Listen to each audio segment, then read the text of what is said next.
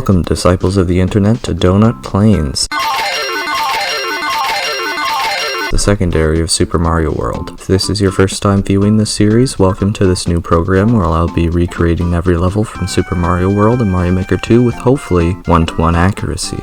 Donut Plains has a decent number of 11 levels to go through, but if you watched the first video, you know that some levels have a bit more content than others. And if you haven't watched the first video, click on the handy dandy reference card in the corner of the screen to direct you to said video. And of course, one more shameless promotion before the video begins, make sure to subscribe and toll the notification bell to view even more jelly-infused content. Donut Plains 1 is important for the sole reason that it introduces the cape feather, which is basically one of the main gimmicks of the game. It's even on the front of the box. First way to get this power up is from the Super Koopas, particularly the ones that flash red. In Mario Maker 2 I had to trade out the cape for a pair of wings, so you cannot even get the cape feather in this level aside from the one in the sub area, but I'm getting ahead of myself. After a couple Super Koopas and a charge and chuck, there's a volcano lotus that acts basically the same as the lava lotus from Super Mario Bros. 3. So that means the return of the three-headed piranha plant.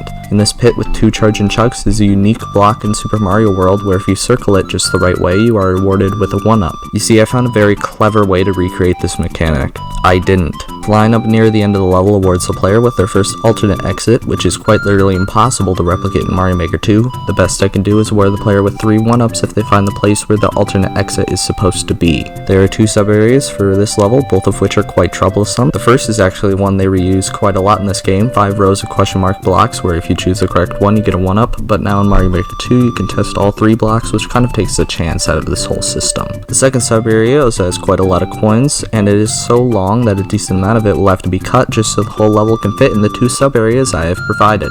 The way to reach these coins thus involves the player climbing a pipe with these wall run slopes, so the player won't even be able to access this giant coin section in-game. Donut Secret 1, the first water level. That's kind of it, there's not much else special. First enemy is a Rip Van fish that tries to relentlessly chase the player if spotted. Tri-bone fish do actually try to chase the player, however their fragile structure does cause them to crack after one single dash. The P-switch timers are much shorter in Mario Maker 2, but in this case the player does have just barely enough time to get the key under these coins. Sub area doesn't have much else of note, but there are 2 dragon coins near the top, which makes the total number of dragon coins in this level 7. I made them both 50 coins as they are hard to reach anyway. Donut Secret House is a major problem. There are so many doors that I have no choice but to use 2 sub areas, and most doors will have to be replaced with pipes. The first enemies in this level are Boo Buddies, and in the shape of a ring, which is surprisingly in Mario Maker but on a much smaller scale. There are also these eerie ghosts that move in a straight line, so of course chains will have to be implemented yet again. Get used to that. After this chained ghost is a massive 3x3 Boo called the Big Boo that can somehow be killed by Mario falling at terminal velocity. Giving a mushroom to a Boo makes them only 2x2 in size, but at least they can no longer be spin jumped on. The third area of this ghost house has the very first snake coin block that Mario can control via telekinesis. So far they aren't required for progression, so they can be ignored for now. What makes Donut's Secret House really special is the secret boss fight, which is cool since there's only like one in the whole game. In order to beat this unique Boo, the player has to pick up blocks and throw them upwards, and this is a major problem as the only surefire way to deal damage to these ghosts in Mario Maker 2 is with stars. But you cannot just give the player a star right away, as that would take away the challenge of the fight. So I put a P-switch at the bottom that the player has to jump off of, which will let loose a storm of stars from the ceiling, allowing the player to collect the key from the Big Boo. Donut Secret 2 is an ice level, meaning that everything is ice physics, including the semi-solids. Surprisingly enough, this is replicable in Mario Maker 2 if you set the theme to snow and change the time to night. Every piece of terrain you stand on is given ice physics. Other than the ice, there's not much else of note, but in this sub-area is the most useless P-balloon in the game. Donut Plains 2, after that long detour, we are now finally back to the main levels of Donut Plains with an auto-scrolling cave level. The second enemy we are introduced to this level is a new one, the Swoop. Spinies are good enough replacement as they both technically lunge at Mario from the ceiling. The main gimmick other than the auto-scroll are these moving yellow platforms, and since we don't want the player to fall under them, instead of hard blocks, bullet bill launchers filled with coins are utilized. It's a very finicky solution, however in some holes had to be plugged up with hard blocks. And for alternate exits to the level there are actually 3. One from completing the level normally, one from exiting the sub-area, and one from the secret key in the sub-area. Said secret area leading to the second palace of the game. Green Switch Palace has the exact same structure as the previous one big room and one corridor that leads to a switch. The first room has some Koopas to run over with their own shells. For the switch room itself, it puts some blocks blocking the entrance, so the player actually has to step on the switch to finish the level. Donut Ghost House starts off with a whole entire ocean of Boo Buddies. blocks that will swoop down on the player's location. So of course the most logical solution is even more chains. The player flies over this area, they can find the alternate exit and even more boo buddies. The player will literally never be able to access this spot since there's an escape feather in this level, but I built this area anyways. The rest of the ghost house is kind of boring and features differences that would have already been seen before, but there is this green luminescent room that features a snake block that yet again leads to nowhere. Top secret area. There are 5 question mark blocks with items that I already have in Mario Maker 2. The only changes are now the background is different and there is a starting platform and end goal. That's it.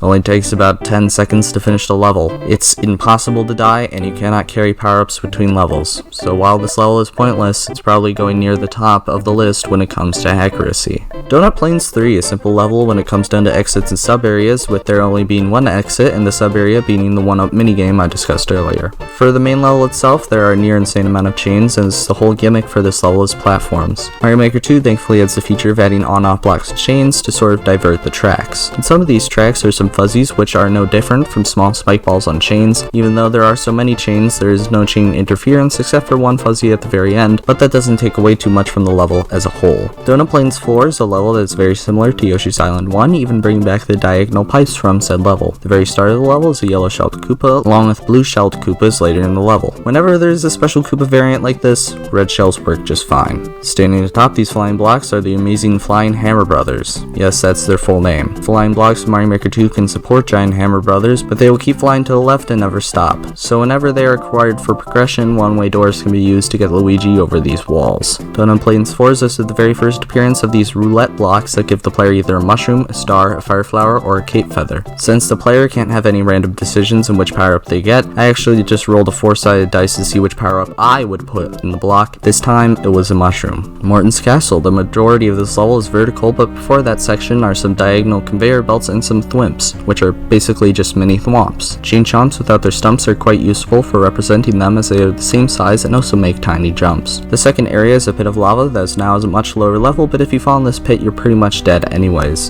Vertical area has a lot, and I mean a lot of moving blocks, so there needs to be an insane amount of chains and hard blocks that are surprisingly easy to get squished between. After the first few blocks are made, the game will stop you from using any more chains. However, a lot of the moving blocks near the end of the area are not required for progression. It does make the level feel a lot more empty, however. The boss fight against Morton takes place in a cramped room where Morton will climb on the walls and try to land on Mario. In the Mario Maker 2 version, Morton will instead jump and spawn fireballs, and won't stop Luigi or Mario from destroying the castle with Morton inside. At this point, I assume you know the deal, but if not, it's now time to rank every level from Donut Plains in terms of how accurate they are to the original game.